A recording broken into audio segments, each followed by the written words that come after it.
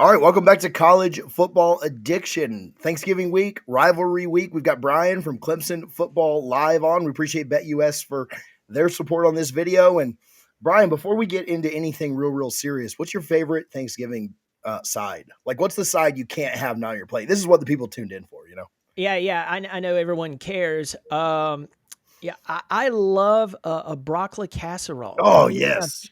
really Yeah. weird, but if it's really made well, and my sister and mother makes it very well, I'm a very happy person. So Yeah. yeah. You're spot on with that. I love broccoli casserole, sweet potato casserole, my top two. There are two ways to make broccoli casserole, and both are great to me. Both are great. Mhm. One is like with really good ingredients, a lot of cheese, a lot of shredded cheese, shredded cheese Mm. yourself.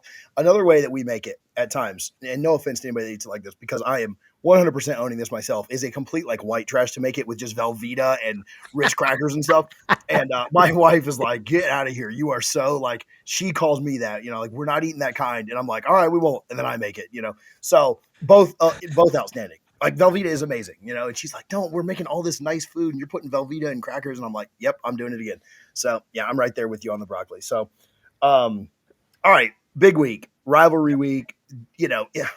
Clemson, we've talked about this and we've talked about pros and cons of this, but both Clemson and the South Carolina Gamecocks have an outside shot because of all the chaos that happened this weekend of making it back into the college football playoff. And so a lot on the line, not that there's not already a lot on the line in this game every single year that comes up.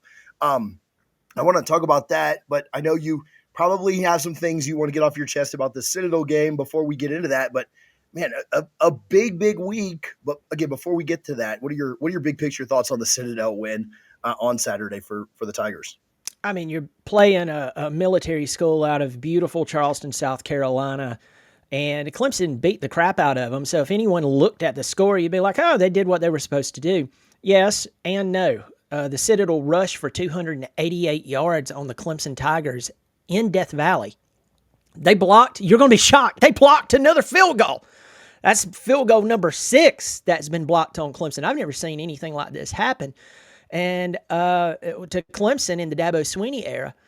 And then they had wide receivers running free within our secondary. Now, let's be honest with ourselves. There's been some injuries here and there for Clemson, but folks, this is the end of the football season.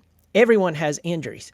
So that was very bothersome, knowing that Clemson has to play their rival this coming Saturday, in Death Valley. In South Carolina, as much as I want to throw up saying this, is one of the hottest teams in the country. So, I mean, this number 11 game, it was the 11th game of the season for Clemson at home against, a SoCon school, and you gave up 288 rushing. It just doesn't make me feel so confident going into this rivalry game. Yeah, especially with a running back, Rocket Sanders, on the other side, who has been phenomenal. Obviously, the Norris Sellers can move it with his feet too, and they present some very interesting challenges.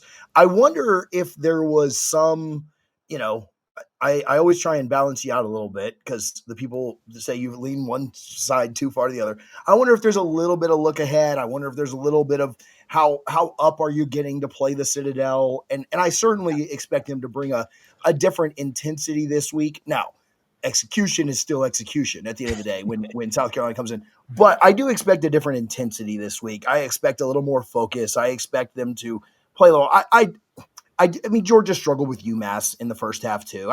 I don't think this is so. I mean, Wofford was only down by 10 at one point to South Carolina too, and so I do think that there's a little bit of that playing that FCS school the week before it.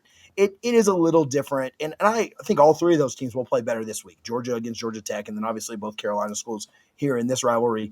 But all that said, much different athletes running the ball for South Carolina with Lenore Sellers and Rocket Sanders and some of the talent that they have offensively. We'll get back to chatting with Brian in just a minute, but first, I want to tell you about our friends over at BetUS. They still are running this deal through the football season and then maybe even beyond. Use YouTube 150 at BetUS for 150% sign-up bonus on your first deposit. You get 125% on your next 2 deposits, all 3 of those up to $2,000. Go bet this Clemson versus South Carolina game this weekend. Make some money. We appreciate BetUS for their support this season. Go check them out, guys. Yeah, I mean, you look at South Carolina, they have 3 losses coming into this game. They lost to Alabama by 2 points in Tuscaloosa. They lost to LSU earlier on in the season. It was a controversial call there. So the only bad loss that they have is to the most schizophrenic team in the United States, the Ole Miss Rebels. They got blasted by Ole Miss, but we know what's happened to Ole Miss since then. But South Carolina, as much as I hate to say this, and think about it, this is the week that we pull out all the South Carolina Clemson jokes. Clemson's going to talk about how many years South Carolina would have to win, how many decades they would have to win to tie up the series. I mean, I would be old, like really, really old. The sad part about this is Clemson has a lot to play for, but they're playing a South Carolina team who has done way better, accomplished way more than any of their most devout, most knowledgeable fans who would just calm down and say, "Hey, listen, we're gonna be honest about this season. We really don't think it's going to turn out well." And Shane Beamer's done an incredible job. Let's talk about Lenoris Sellers. This guy is 6'3", 240 plus. He's passed for over 2,000 yards. And at the beginning of the season, he was throwing the ball high against the opponents. He actually got replaced here and there throughout the season because he was throwing the ball high. He has calmed down. Then you talked about Sanders. Sanders is 6 foot tall, 230 pounds. Of course, we have Phil Maffa, who's 6'1", 230. They're a lot alike in the sense of they'll run over you. They'll create space where there's no space. This team has a lot of talent on it. And, as I'm trying to look at them and take the rivalry out of it and actually analyze the game, Clemson is still struggling. And now as the season has progressed, their defense is struggling more than what it was, even earlier in the season. So there's a lot of question marks going into this rivalry game. Clemson at this point is about a 2.5-point favorite. That's Vegas's nice way of saying, hey, we're giving you this point spread, this favorite, just because you're at home. So who really knows what's going to go on this Saturday, 12 o'clock on ESPN? Yeah, I also think the matchup of South Carolina's defensive line is one of the best in the country, and they've got just some absolute freaks on that defensive line. They've done a better job in the secondary, I think, than I was expecting them to do this year. Their linebackers are solid. Like, they've got a pretty good defense, and at times teams have gotten the best of them. But for the most part, that defense has kept them in a lot of games. They absolutely shut down Texas A&M, and I think a lot of those SEC teams have been pretty schizophrenic. Like you look at, they played well against Alabama, but Alabama comes and goes, and they played well against A&M, but A&M comes and goes. And same thing with Ole Miss. They play poorly there, but that's a team that just for whatever reason can't string together consecutive, good or bad performances. And so, it is interesting to think, but I do wonder how much time can that offensive front give Cade, because that defense has been an absolute wrecking machine, and that defensive line is so impressive. And I like Clemson's offensive line too. I think that there's some talent there for sure, but I worry about the amount of time that they'll be able to give Cade and be able to protect him, open up holes for Maffa, because that defense is really, really nasty. I mean, well, the problem right now, and I'm looking up Clemson's injuries right now. We had a bunch of offensive linemen. We have a lot of offensive linemen that's been out, and some are definitely out. They're not going to play this Saturday. Some we don't know if they're going to play at all. So an offensive line that has already been questionable. Matt Luke took over it, at the end of December last year, and he has improved the offensive line play at Clemson, because that's been one of the biggest problems that we've had. And you have to remember, there's a bunch of 4-stars along this line, including one 5-star. It was one of the highest rated players we signed in that great 2021 class. But Matt Luke has had to retool them. But even with that, you have to give him time. You have to give him time to rewire them mentally and get that reaction time better. But on top of that, you have the injuries. So you're going against a South Carolina defense that's ranked number 13 total defense coming in this game. And you step back and you say, well, hold on, how did they attain that rating? Did they attain that number 13 total defense rating playing a Conference USA schedule? Well, if you saw that, you could step back and say, hey, that's good that they're playing that well, but they're playing against the Conference USA. I mean, I hate to say this. I mean, again, I think I need to lie down after this, that I'm having to admit the good things about South Carolina. They're doing this against Bama. They're doing this against LSU. They're doing this against Texas A&M. These are not MAC conference teams. These are really good SEC teams. So they're coming into Clemson while Clemson has injuries across its offensive line, banged up, beat up. Some players won't even play.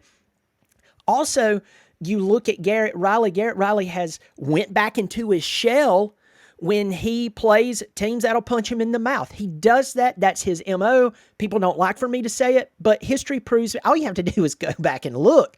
You kind of wonder if South Carolina comes out there, punches them around, gets a couple of scores, does Clemson go back into that conservative shell and start playing a game that I like to call, they start making excuses of, well, we can't do that. They start playing the we can't game versus what we can do. And so, I mean, South Carolina is, in my opinion, they're the favorite to win this ball game. And I hate it. But there's too many inconsistencies with Clemson, especially on the sideline. Yeah, I wonder if there's a matchup when I'm looking at this that I do like for Clemson. I think that South Carolina's defensive backs have been better than I think they thought they would be. But I do kind of like Clemson's wide receivers in this, especially some of that young talent that we've kind of talked about all year. And I think that if Clemson is going to have success here, Phil might have a nice day, or obviously Cade, if he's having a nice day, the wide receivers are part of that. But I do think that that's a place that if Clemson can get out of that shell and can play kind of the way they want to play, I think attacking South Carolina's secondary, now they'll have 4 picks because I said this because Thank you. But, yeah, blame TJ when it goes down. But to me, that's the way that Clemson needs to attack, and that's the advantage that they have in this game, and that's where it leads right into what you're saying, or follows up what you're saying really well, is that they can't go into that shell, because I do think that those wide receivers, the young talent, the Wesco, those guys can really take the top off and really let Clemson have a lot of success this weekend against a secondary that, again, I think is improved. That's not a shot at SC secondary or anything like that, but I certainly don't think that you're going to run into the teeth of that defense and just dominate. So I think you got to do it through the air. Yeah, I mean, one of the things, I've complimented South Carolina a lot because for me, I'm more focused on who I'm lining up against, who my team's lining up against, and being honest about if they're good or if they're bad or if they're indifferent, And then looking at the inconsistencies and the weak spots within Clemson's team and just calling it as it is. Here's the good thing for Clemson. Cade Klubnik comes into this game. He's only thrown 4 interceptions all season. All season. He's only thrown 4 interceptions. Last year, he threw 9. He threw 9 interceptions. Sweeney said 5 of them were not his fault, but, 4 interceptions. 29 touchdowns. 2,761 yards passing. On the ground, Cade is the second leading rusher on the team, 375 rushing yards and 5 touchdowns on the ground. Of course, the game winner against Pittsburgh a couple of weeks ago. Let's talk about Phil Maffa. Phil Maffa is he's probably my favorite player on the offense and one of my favorite players on the team. Over 1,000 yards rushing. The guy can play. He's physical. He and Rocket Sanders are a lot alike. They have the same body type. He's rushed for over 1,000 yards. He has 8 touchdowns on the ground. Let's talk about that receiving core. The leading receivers, Antonio Williams, a guy who had an outrageous freshman campaign 2 years ago. Then he had a bunch of injuries last year, didn't play most of the year, came back this year. We really didn't know how he was going to respond. He has 689 yards receiving, 10 touchdowns. Bryant Wesco and TJ Moore, the 2 true freshmen, the big-time wide receivers that we were looking forward to coming on campus over these past few years. They got here. They didn't end up decommitting and going somewhere else. These are the number 2 and number 3 leading receivers on the team with over 450 yards receiving for Wesco, almost 450 for TJ Moore, 3 and 4 touchdowns for them. Our tight end, Brennan Stoll, 403 receiving yards, 5 touchdowns. Why do I go through all of that? You are right. We have to attack South Carolina. We cannot allow them to force us into a situation where we don't stretch the field. And by the way, the middle of the field has been wide open for Clemson. And this has been going on for years now. Different offensive coordinator, the middle is still wide open. 2 years ago when South Carolina came to Clemson, Clemson stopped running the football and would have put them away. It was a different offensive coordinator. But they had the field wide open when they did want to pass it right over the middle, never attacked it. My point in all of this, Clemson has to start playing within the fundamentals of football. If it's there, for goodness sakes, take advantage of it. Clemson has the talent on the field. My question is, do they have it on the sideline? And I have a resounding as a majority, no, they do not. They do not have the coaching. And a lot of people in Clemson may not like everything that I say, but a majority of Clemson fans are getting pretty ticked off with this coaching staff. Yeah, I wonder as well if you mentioned the game winner from Cade. I wonder if his legs could provide that X factor. We kind of know Lenoris's could, but Clemson, on the ground with Cade, could that maybe be another thing that is certainly an X factor, an unexpected one? You think about the game winner against Pitt a couple of weeks ago, which we haven't talked since then, but something that South Carolina certainly is going to have to account for. But yeah, I mean, the coaching matchup in this is huge, and a massive credit to Beamer. I was telling you before we started the show, I was talking with people around South Carolina, like, man, how hot is his seat if they don't make a bowl, and that was never even a question. They come out hot and beat Kentucky and should have beat LSU and just kind of kept winning games that, sometimes were close. You think about Missouri and Vandy and stuff, but man, they got it done. And so it makes this game maybe a little more interesting. I guess it always would have been interesting just from the rivalry, but I will say this, it's the heart of the 4 ACC SEC rivalry games. It's the hardest to pick. Like, I think I know what's going to happen in Athens. I think I know what's going to happen in Tallahassee. I think Louisville ends up winning in Lexington, but this one's a hard one to pick. And I could certainly see it going either way. I think it's the most competitive. It's the closest spread of the 4 games that were just mentioned, the ACC, SEC kind of matchups. And, Florida State wins, Georgia Tech wins. Those would be pretty big upsets. This one feels like it could go either way. What's your, doing a pick on a Monday is hard, but do you have like a confidence level here, or where do you, what do you think ends up happening? I'm leaning towards South Carolina, and I'll tell you why. Not because I want that. It makes me sick to even have to admit that. From a realist standpoint, South Carolina is hitting on all cylinders. Clemson is still, and I'm talking about the coaches. They're the ones who's preparing these players. Yes, the players have the skin in the game. Yes, they have to execute. Yes, they drop assignments. But you can only do what you're told. And to me, the lid on the success for Clemson is the coaching staff as a majority. You have a few good coaches here and there, but overall, they're proving themselves to be inexperienced coaches who receive jobs too early in their career, or maybe they're good compared to you and I, but they're not Clemson level. They're not elite level. They shouldn't be coaching at Ohio State or at Georgia or at Oregon. They shouldn't be coaching at Florida State when Florida State, no offense, has its crap together, right? They shouldn't even be allowed in the stadium.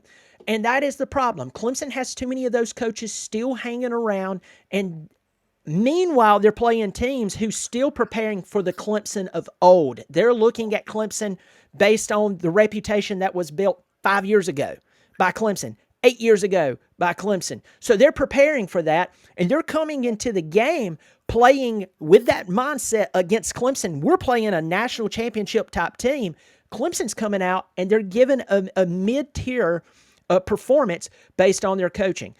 With that said, and with how hot South Carolina is, again, it makes me gag to say that. I'm leaning heavily towards South Carolina winning this game, and it will add more insult to injury, especially if there's more upsets this weekend, and it keeps Clemson out of the college football playoff. I mean, it just keeps getting worse. So I hope not, but that's where I'm leaning.